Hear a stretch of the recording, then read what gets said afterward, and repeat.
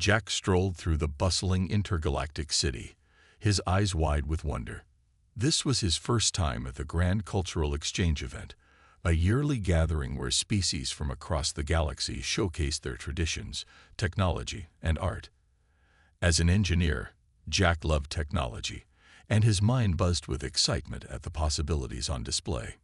He wandered from stall to stall, marveling at alien gadgets that defied human logic. Holographic sculptures shimmered in the air, and exotic music filled the atmosphere, blending into a symphony of cultures. Jack was inspecting a peculiar device that looked like a floating orb of liquid metal when he heard a soft voice behind him. "Are you interested in this piece?" the voice asked. Jack turned to see a young woman with smooth, pale blue skin and silvery white hair. Her eyes, a deep shade of violet, held a warmth that caught him off guard. She wore a flowing, elegant outfit adorned with intricate patterns that seemed to shift like waves under the light. "Oh, yeah. It's fascinating," Jack replied, a little flustered. "What is it?" She smiled, her expression soft yet curious. "It's an energy harmonizer. My people use it to stabilize energy flows in our starships. Do you work with technology?" Jack nodded, his nerves easing. "Yeah, I'm an engineer. Earth tech mostly, though. This stuff is light years ahead of anything we've got."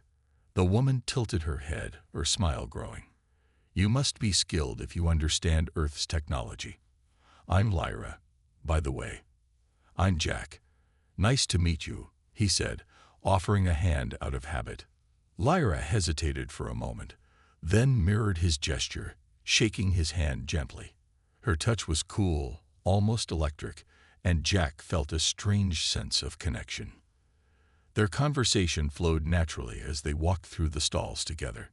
Jack found himself laughing at Lyra's witty remarks about human designs, and she seemed genuinely interested in his stories about Earth's struggles with adapting to intergalactic standards. As they reached a quieter section of the marketplace, Lyra stopped in front of a small stall selling handmade jewelry. She picked up a delicate bracelet made of shimmering silver threads intertwined with small, glowing gemstones. "For your kindness and company," Lyra said, holding out the bracelet. "Consider this a token of my gratitude." Jack blinked, taken aback. "Oh, you don't have to do that. Really, it's nothing." "I insist," she said, her tone gentle but firm.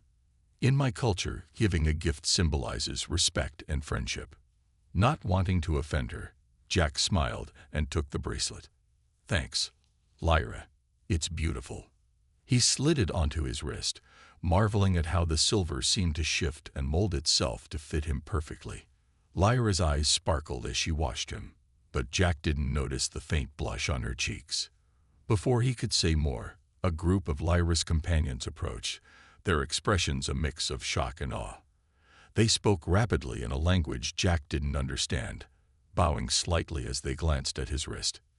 "What's going on?" Jack asked, confused. Lyra looked at him, her violet eyes wide with realization. "Jack, that bracelet, it's not just a gift. In my culture, it's a symbol of union." "Union," Jack repeated, his brow furrowing. "What kind of union?"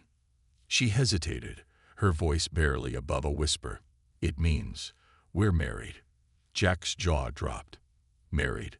To an alien woman he'd just met. His mind raced, and he struggled to find the right words. "Wait. What? How? What?" he stammered. Lyra bit her lip, looking as surprised as he was. "I didn't think. You accepted it so casually. I didn't realize you didn't know." As the weight of her words sank in, Jack realized this was just the beginning of a very unexpected adventure. Jack stared at Lyra, his heart racing. "You're telling me I just got married? To you? By putting on this bracelet?" Lyra nodded, her silvery hair shimmering under the marketplace lights. She looked genuinely apologetic. "I didn't think you'd accept it without understanding. In my culture, the bracelet signifies a bond, one of trust, commitment, and marriage." Jack laughed nervously, running a hand through his hair. "This has to be some kind of misunderstanding. I mean, I didn't sign up for intergalactic matchmaking." Before Lyra could respond, her companions stepped forward, bowing their heads to Jack. One of them, a tall man with a serious expression, spoke in halting English. "Honored consort, we welcome you. Please, follow us to the ship. The ceremony must be completed." "Consort. Ship. Ceremony." Jack echoed, feeling like the ground had shifted beneath him. He turned to Lyra, his voice rising. "What are they talking about?" Lyra held up her hands. "Please, calm down. This is as unexpected for me as it is for you. But now that the bond is made, there are protocols to follow. If we don't honor them, it could bring dishonor to my family." Jack took a step back, shaking his head. "Dishonor? I'm just a guy trying to enjoy a cultural exchange, not cause an intergalactic scandal." Lyra sighed, clearly trying to remain calm. "I understand this is overwhelming. It's not what either of us planned, but we need to handle this carefully. My people take these traditions very seriously." Jack rubbed his temples. "Okay, let's say I believe you. What happens now?" Before Lyra could answer, the man who had spoken earlier gestured toward a sleek, hovering transport at the edge of the market. "We must return to the capital immediately. The elders will expect the new consort to present himself." Jack opened his mouth to protest, but Lyra grabbed his arm, her touch firm yet reassuring. "Jack, please, let's go to the capital. We'll explain the situation and find a way to resolve this. I promise I'll help you." Reluctantly, Jack followed her to the transport, his mind spinning with questions. As they boarded, the interior of the vehicle left him momentarily stunned. It was like stepping into a futuristic dream. Smooth, glowing panels, plush seats that adjusted to his body, and a view of the alien city stretching out below them. Lyra sat beside him, her expression troubled. "Jack, I'm sorry. I truly didn't mean for this to happen." Jack sighed, leaning back in his seat. "I don't blame you. I don't know how I'm supposed to handle this. Earth doesn't exactly prepare you for alien marriage customs." The transport glided smoothly through the air, eventually approaching a grand palace that looked like it was carved from crystal. The setting sun reflected off its towering spires, casting rainbows across the sky. Jack couldn't help but stare in awe, despite the turmoil in his mind. As they disembarked, a small group of dignitaries greeted them with formal bows. Their attire was even more elaborate than Lyra's, and their expressions ranged from curiosity to quiet approval. One of the elders, an older woman with striking white hair and a commanding presence, stepped forward. "Lyra, you have chosen your consort well. He carries himself with strength and humility." Jack wanted to laugh at the absurdity.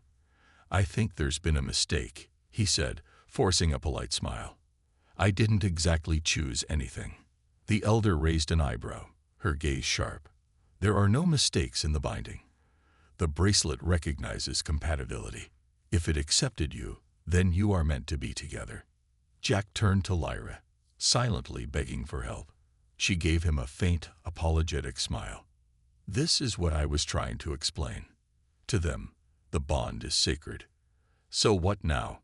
Jack asked, his voice tinged with exasperation. Lyra hesitated. "For now, we follow tradition. We complete the introduction ceremony, and then we'll figure out what to do." Jack sighed. He wasn't sure how he'd gotten into this mess, but one thing was clear: his life would never be the same again. Jack followed Lyra into the crystalline palace, his every step echoing off the polished floors. The grandeur around him was overwhelming. Massive chandeliers hung from ceilings that seemed to stretch endlessly into the sky, and walls shimmered with faint patterns that shifted like liquid light. He felt entirely out of place, like a tourist who had stumbled into a royal gala by mistake. Lyra walked beside him, her expression calm but her shoulders tense. Jack could tell she was just as uneasy, though she was trying to hide it. She glanced at him and whispered, "Just stay quiet. Let me handle the introductions." "Introductions," Jack whispered back. "I thought we were here to fix a misunderstanding." Lyra gave him a tight-lipped smile. "We are, but first impressions matter here. If the elders see you as unworthy, they might refuse to help." Jack sighed, adjusting the ceremonial sash someone had draped over him earlier. It felt ridiculous, but he didn't want to offend anyone by refusing. Unworthy. Great. No pressure. The grand hall they entered was even more breathtaking than the rest of the palace. It was circular, with a high-domed ceiling that sparkled like the night sky. Elders and nobles, dressed in elaborate robes adorned with jewels, stood in a semicircle, their expressions a mix of curiosity and skepticism. At the center of the room was a raised platform with 2 chairs, one grand and gilded, clearly meant for someone of Lyra's status, and a smaller, simpler one beside it. Jack gulped. He had a feeling the smaller chair was for him. An elder with piercing silver eyes stepped forward. "Lyra, daughter of the House of Astra, you bring before us a consort. Explain this union." Lyra bowed her head respectfully. "Honored elder, this bond was unexpected, yet it was sealed in accordance with our traditions. Jack is a human, but he has shown kindness and courage in his actions." Jack raised an eyebrow at her words. Courage. He wasn't sure fixing a piece of machinery and putting on a bracelet counted as brave, but he decided not to argue. The elder's gaze shifted to Jack, studying him as though he were a puzzle. "Human," the elder said, the word carrying a mix of curiosity and doubt. "Do you understand the significance of what you have accepted?" Jack cleared his throat, feeling a dozen pairs of eyes on him. "Honestly, no. I didn't know the bracelet meant marriage. But I respect your traditions, and I'm here to work this out peacefully." A murmur rippled through the room. The elder seemed to consider his words, then nodded slightly. "Honesty is a good start." Lyra stepped in smoothly. "Elder, I believe Jack's unfamiliarity with our customs is an opportunity, not a flaw. It allows us to strengthen ties between our worlds." The elder's eyes narrowed. "Perhaps, but the bond is not easily undone. If he is to remain by your side, he must prove himself." Jack's stomach sank. "Prove myself? How?" The elder gestured toward a glowing crystal at the center of the room. "This is the heart of Astra. All who are bound by our traditions must resonate with it. If the bond is true, it will respond to your presence." Jack looked at Lyra, his expression a mix of worry and disbelief. "You didn't mention this part." "I didn't think it would come to this," Lyra admitted. "But don't worry. Just stand near it and be yourself." Jack sighed, stepping hesitantly toward the crystal. It pulsed faintly, a rhythmic glow that seemed alive. As he reached out a hand, the room fell silent, the tension almost tangible. For a moment, nothing happened. Jack felt a wave of anxiety. What if it didn't respond? What if this whole thing ended in disaster? Then, to his surprise, the crystal's light flared, filling the room with a warm, golden glow. Gasps echoed around the hall as the light seemed to flow toward Jack, wrapping around him like a gentle breeze. The elder's expression softened. "It seems the bond is true." Jack turned to Lyra, his face a mixture of relief and confusion. "What just happened?" Lyra smiled, her earlier tension melting away. "It means you belong here, Jack, whether you wanted to or not." Jack chuckled nervously. "Well, that's reassuring, I guess." As the elders nodded their approval, Jack realized something. This wasn't just about fixing a misunderstanding anymore. He was part of something far bigger than himself, and as much as it scared him, a small part of him couldn't help but feel intrigued by the possibilities ahead. Jack stood on the balcony of Lyra's quarters, staring out at the sprawling alien city below. Towers of crystalline glass sparkled in the light of 3 suns, and shimmering skyways wove between them like veins of light. It was beautiful, no doubt, but overwhelming. He leaned against the railing, trying to make sense of his situation. Married to an alien woman, living in a palace. If someone had told him this would be his life a week ago, he'd have laughed them out of the room. Behind him, Lyra stepped into the open air, her footsteps soft on the polished floor. "You're quiet tonight," she said, her voice gentle. Jack glanced back at her. She was wearing a flowing silver gown, her pale blue skin glowing softly under the light of the moons. He had to admit, she looked stunning. "Can you blame me? I'm still trying to wrap my head around all this." Lyra joined him at the railing, her expression thoughtful. "I didn't mean for this to happen, Jack. I didn't think a human would accept the bracelet so casually." Jack sighed. "Yeah, well, we humans have a habit of stumbling into things we don't fully understand." Lyra chuckled softly. "That much is clear." They stood in silence for a moment, the hum of the city filling the air. Jack finally broke the quiet. "So, what now? Am I just supposed to stay here and, what, learn to be your husband?" Lyra's lips curved into a small smile. "Not exactly. My people don't expect you to change who you are, Jack. But they will expect you to contribute, to show that you can bring something valuable to our society." Jack raised an eyebrow. "Like what? Earth jokes and bad cooking." Lyra laughed, a sound so light and melodic it caught Jack off guard. "You underestimate yourself.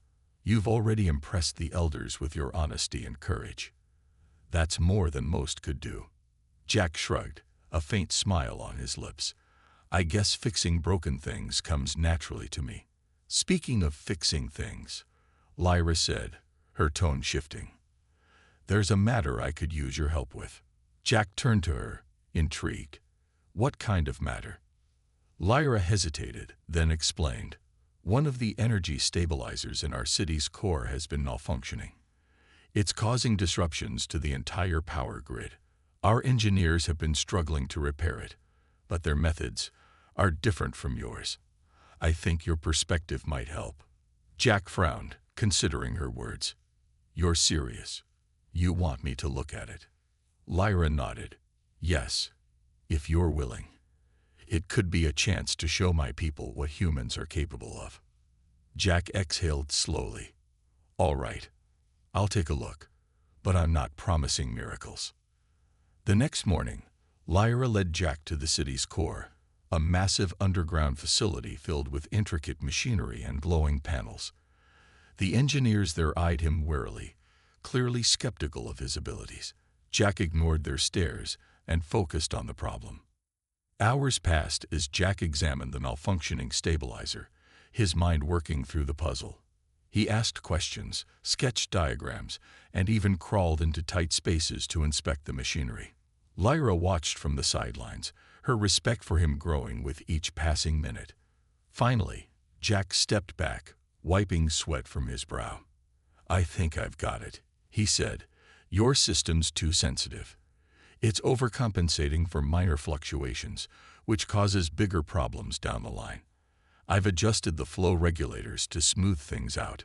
The lead engineer hesitated, then tested the system. When the stabilizer hummed to life, operating perfectly, the room erupted in applause. Lyra's eyes sparkled with pride as she approached Jack. "You did it," she said softly. Jack shrugged, a small grin on his face. "Guess I'm not useless after all." Lyra smiled, her voice warm. "Far from it, Jack. You've just shown my people that even an outsider can bring something valuable to our world." As they left the facility, Jack felt a flicker of confidence he hadn't felt since arriving. Maybe, just maybe, he could find his place here after all. Jack's newfound confidence didn't last long. As he walked through the palace halls the following day, he couldn't shake the feeling that not everyone was thrilled about his presence.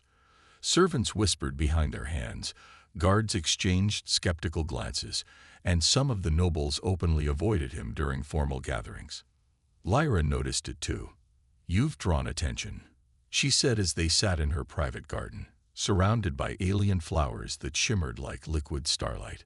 "Yeah, the kind that makes me feel like a bug under a magnifying glass," Jack muttered, tossing a small pebble into a nearby fountain.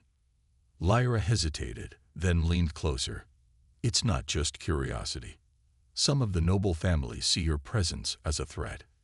Jack frowned. "A threat? To what? I'm just a guy who fixes things. To them, you're an outsider, a human who doesn't belong in our traditions, Lyra explained. They believe your marriage to me weakens our family standing, and some might try to exploit that. Jack exhaled, his frustration bubbling to the surface. So now I'm a political liability. Great, just great. Lyra placed a reassuring hand on his arm. Not to me, Jack. I believe in you. But you need to be careful. There are those who would rather see you fail. Later that day, Jack got a taste of the hostility Lyra had warned him about. As he wandered through the palace courtyard, a tall man with sharp features and an air of arrogance approached him. His robes were more elaborate than most, and his entourage followed a step behind, their faces cold and unreadable. You're the human, aren't you? The man said, his voice dripping with disdain. Jack straightened, meeting the man's gaze. Yeah, that's me. And you are? I am Merrick of the House of Elfar, he replied, his tone heavy with self-importance. One of the noble families you've inadvertently insulted by your presence. Jack clenched his jaw, keeping his tone calm. I didn't mean to insult anyone. I'm just trying to figure things out here. Merrick smirked. Figures.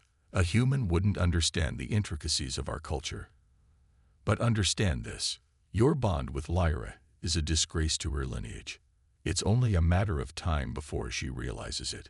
Jack's fists tightened, but he forced himself to stay composed. You've got a funny way of welcoming guests. Guests? Merrick scoffed.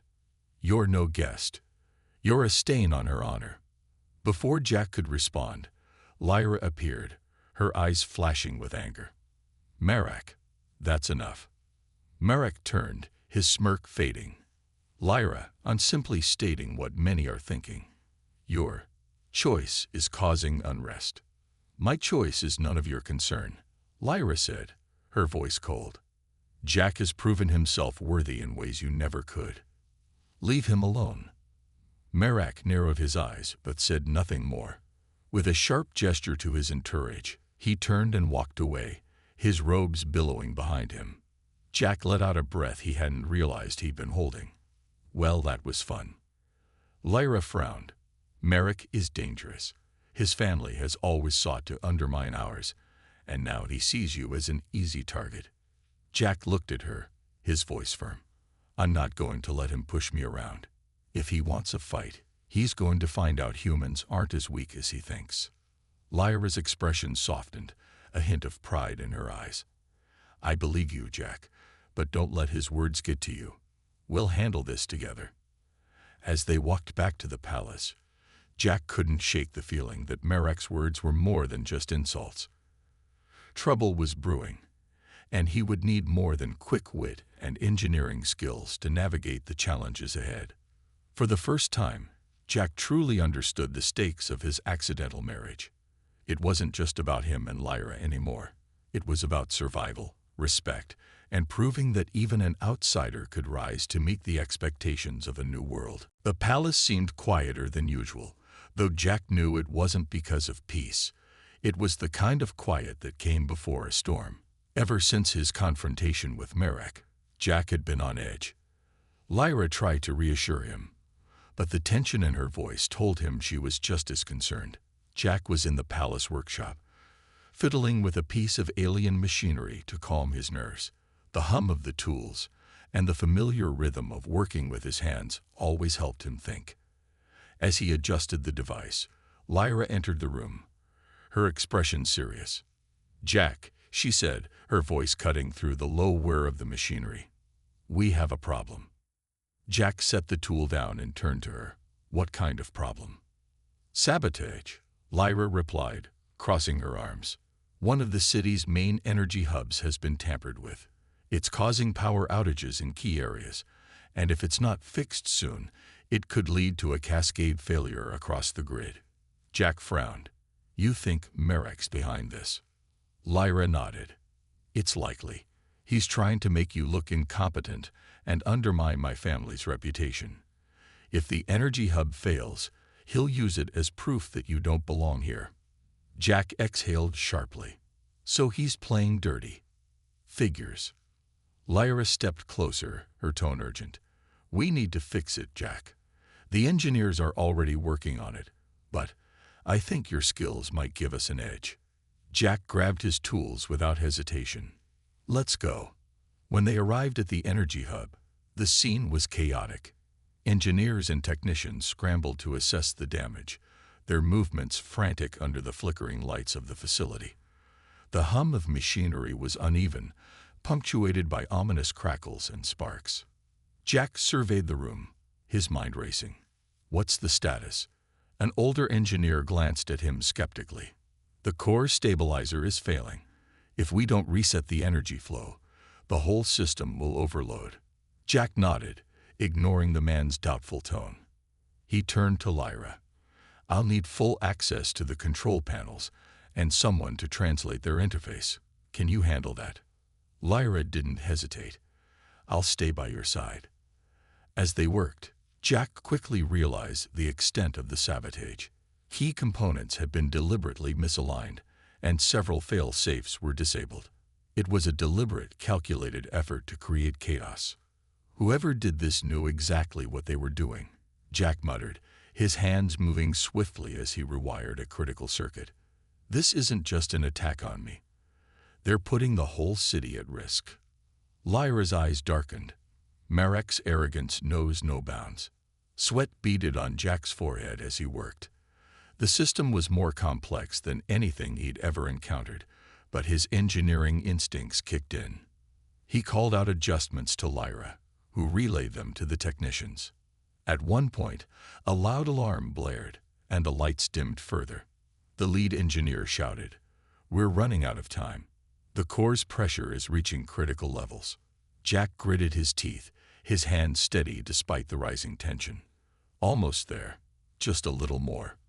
Finally, with a loud hum and a surge of energy, the stabilizer roared back to life. The flickering lights stabilized, and the chaotic hum of the machinery smoothed into a steady rhythm. The room erupted in relieved cheers, but Jack barely heard them. He leaned back, his body sagging with exhaustion, as Lyra placed a hand on his shoulder. "You did it," she said, her voice filled with quiet pride. Jack managed a small smile. "We did it." Later that evening, as they walked back to the palace, Lyra turned to Jack. "You've proven yourself today, Jack. Not just to me, but to everyone who doubted you." Jack shrugged. "I wasn't trying to prove anything. I just didn't want the city to fall apart." "That's exactly why you belong here," Lyra said softly. "You care, even when it's not your fight." Jack looked at her, his expression thoughtful. "It is my fight now, isn't it? Whether I wanted it or not." Lyra nodded. "Yes, and together, we'll face whatever comes next." As they entered the palace, Jack knew this was far from over. But for the first time, he felt ready to face the challenges ahead, not just for himself, but for Lyra and the people who were counting on him. The following days after the sabotage incident were filled with an uneasy calm. Jack had proven himself capable, and the city's energy grid was stable again. However, the tension that had been growing between him and the nobility still lingered in the air, like a storm waiting to break.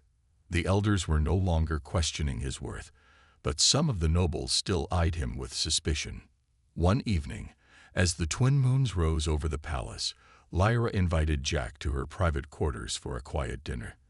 The room was filled with the soft glow of floating lanterns, casting gentle light over the elegant furniture and the sweeping views of the city below. It was a peaceful setting, but Jack couldn't shake the feeling that something was about to happen. Lyra smiled at him as she served their meal, a strange, sweet-smelling dish that Jack couldn't quite identify. He had learned to accept the strange food by now, though he was still unsure whether his stomach had fully adapted to it. As they sat down to eat, Jack looked at Lyra, his expression serious. "There's something I need to know." Lyra set down her bowl, her violet eyes meeting his with quiet understanding. "What is it?" "You've been defending me," Jack said slowly, "and I appreciate it. But I need to understand why. You didn't have to do that. You didn't have to stand by me when Merrick and the others were pushing against me. What do you really want from this marriage?" Lyra was silent for a moment, her gaze drifting out the window. "I've been wondering when you'd ask that." Jack raised an eyebrow. "I'm not mad. I just want the truth. I think I've earned it by now." Lyra took a deep breath, as though she were weighing her words carefully. "Jack, the truth is complicated. When I first met you, I didn't think much of you. You were just a human, different, distant, and unimportant in the grand scheme of things. But something changed that day when you accepted the bracelet without understanding. I've never seen anyone so open to the unknown. Most of my people are bound by tradition, and they're so rooted in their ways that they forget there's more to the universe than what they know. But you?" She looked at him now, her voice soft yet strong. "You saw things differently. You didn't judge me or my world. You just accepted me." Jack blinked, a little taken aback by her words. "I didn't think it was that big of a deal." "To me it was," she replied. "You made me realize that there's value in being open to new things, in seeing the world with fresh eyes. And after everything that happened, I realized that maybe this marriage, this bond between us, wasn't just a mistake. Maybe it was fate." Jack leaned forward, his interest piqued. "Fate? You think this is fate?" Lyra nodded slowly, her eyes fixed on the city lights outside. "Yes. The more I've thought about it, the more I believe that everything led me to you. You've shown me something that I didn't even know I needed, a different perspective, a way of seeing beyond the limits of my own world." Jack felt a stir of something in his chest, something warm, something real. "But why did you help me? After everything, why stand by me? You could have just let me fail." Lyra smiled softly. "I wanted to prove to myself that I wasn't just stuck in the old ways. I wanted to see if humans and my people could really make a difference together. You've helped me understand that we can, Jack. You've helped me realize that I don't have to carry the weight of tradition on my shoulders alone. Together, we can build something new." Jack's mind raced, his thoughts tumbling over each other. What Lyra was saying was unexpected, but somehow it made sense. He'd never been part of something this important before. He had just been trying to survive, trying to figure out how to fix things. But now, with Lyra by his side, it felt like maybe there was more to all of this than he had ever imagined. "You're not the only one who's learned something," Jack said quietly. "I came here thinking I was just passing through. I didn't want to get involved in politics or family traditions. But now—" He paused, his eyes locking with hers. "Now I see that maybe I've found a purpose. Maybe it's not just about fixing machines. Maybe it's about fixing the way we see each other." Lyra's smile widened, and for the first time, Jack saw the vulnerability in her eyes. Something that told him she wasn't just the proud noblewoman he had first met. She was more than that. She was someone who was ready to change, to grow. As they sat in the quiet room, Jack knew that this was just the beginning. Whatever came next, whatever challenges they faced together, he wasn't facing them alone. Lyra had chosen to trust him, and for the first time in a long time, Jack realized that he could trust her too. The path ahead was unclear, but one thing was certain: they would walk it together. The peaceful moments between Jack and Lyra didn't last long. As they prepared for the upcoming celebration of their bond, the political unrest that had been simmering beneath the surface suddenly erupted into something much more dangerous. The rival noble families, led by Merrick and his allies, had decided to make their move. Late one evening, as Jack and Lyra were walking through the gardens, a messenger arrived in a hurry, his face pale with worry. "My lady Lyra," the messenger gasped, "there's been an attack. Merrick's forces have breached the city's defenses." Jack's heart skipped a beat. "What? How?" Lyra's face hardened, and she turned to Jack, her eyes full of determination. "It's a full assault. Merrick has gathered enough supporters to take control of the city. They've already started sabotaging key infrastructure. Are the defenses holding?" Jack asked, his mind racing. For now, but not for long, the messenger answered. We need to act fast. Lyra's eyes met Jack's, a silent understanding passing between them. We have to stop this now. If we don't, the entire city will fall, and with it, everything we've worked for. Without hesitation, Jack grabbed Lyra's arm. Let's go. I'm not letting anyone tear this place down. The royal palace, once a place of peace and elegance, now buzzed with tension. Soldiers and engineers scrambled to reinforce defenses, and every hallway seemed to echo with the urgency of the situation. Lyra led Jack to the central command room, where her family's most trusted advisors were already making plans. We need to cut off their access to the city's energy core, one of the commanders said, pointing at a map spread across the table. If we don't, Merak's forces will have control over the city's power grid. Jack leaned in, scanning the map. He knew the layout well enough by now to recognize the critical points. I can help with that, he said. I've worked on the energy grid before. I know how to shut down the systems and lock them out. Lyra looked at him, her eyes full of trust. You're sure you can do it? Jack nodded. We don't have a choice. The commander turned to Lyra. The enemy is well organized. We need to be ready for a fight. You'll be leading the defense forces. Lyra's expression was calm, but there was a fire in her eyes. Yes, I'll lead the charge. Jack, go with the engineers and secure the grid. Jack nodded. He knew his role, and he wasn't about to back down now. As he left the command room, he could feel the weight of the situation pressing down on him. This wasn't just about proving his worth anymore. It was about protecting everything Lyra had worked for, and everything he had come to care about. As Jack and the engineers made their way to the central power hub, they encountered resistance. Merak's forces were already there, trying to breach the core's security. Jack's mind raced as he assessed the situation. He needed to act fast. We can't let them get through the security doors, one of the engineers said. If they access the core, we're done. Jack thought for a moment, then pointed to a nearby control panel. We can use the backup systems to reroute power. It'll lock them out of the core, but we'll have to act quickly. The engineers exchanged nervous glances, but Jack's confidence was enough to push them into action. They quickly worked to activate the backup systems, their hands flying over the controls. Jack stayed alert, watching for any sign of Merak's forces advancing.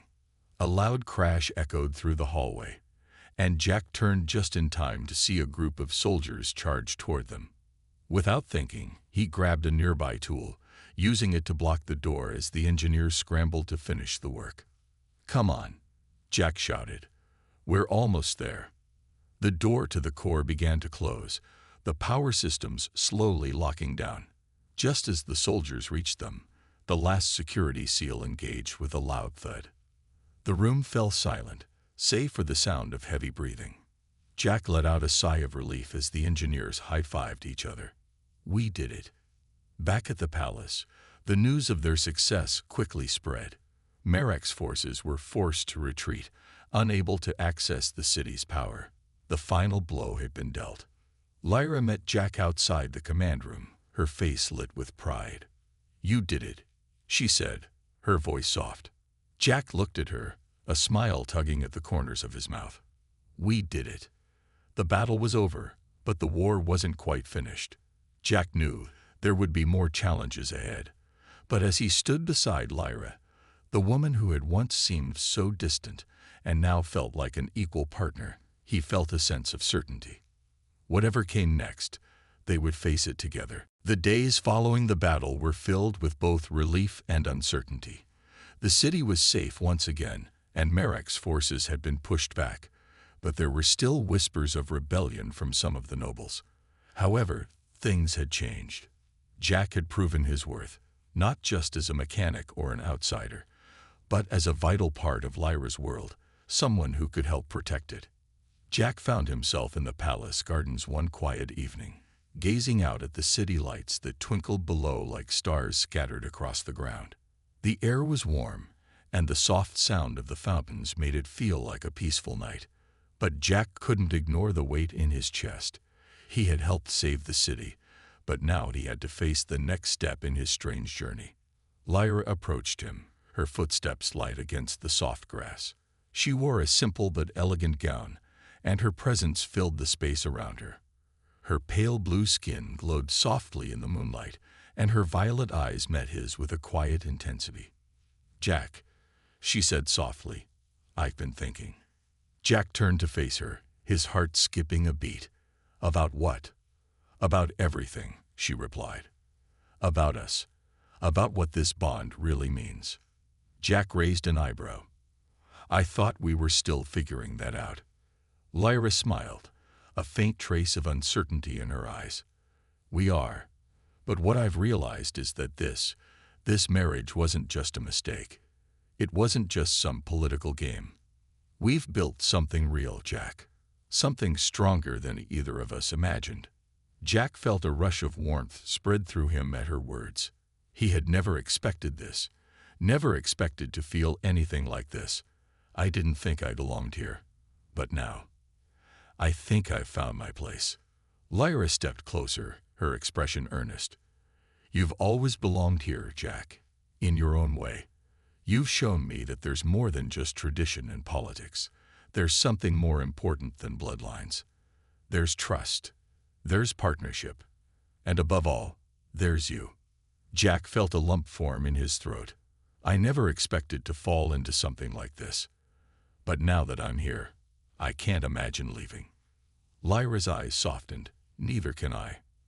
There was a brief pause as they stood there together, the weight of everything that had happened between them settling in the air. Jack knew this wasn't just some fleeting feeling. This was something deep, something lasting. "I don't know what the future holds," Jack said, his voice steady. "But I know that whatever happens, we'll face it together. No matter what anyone thinks about me, about us, I'm not going anywhere." Lyra reached out, her fingers brushing against his. "I feel the same way." As they stood there in the quiet garden, Jack realized how much he had changed. He had come to this world with no expectations, unsure of his place in it, only to discover that sometimes the most unexpected journeys led to the most surprising outcomes. Their bond, forged by a misunderstanding and strengthened through challenges, had become something far more powerful than either of them could have imagined. It wasn't about being an outsider or an heir to a throne. It was about trust, partnership, and the courage to face whatever the future held. "Are you ready for what's next?" Lyra asked, her voice low and steady. Jack smiled, his heart lighter than it had been in days. "Ready as I'll ever be." As they looked out over the city, both knew that they had only just begun this journey. But they also knew one thing for certain: they would walk it together, side by side, no matter where it took them. The night seemed to stretch on forever, filled with possibility. And for the first time in a long while, Jack felt truly at home.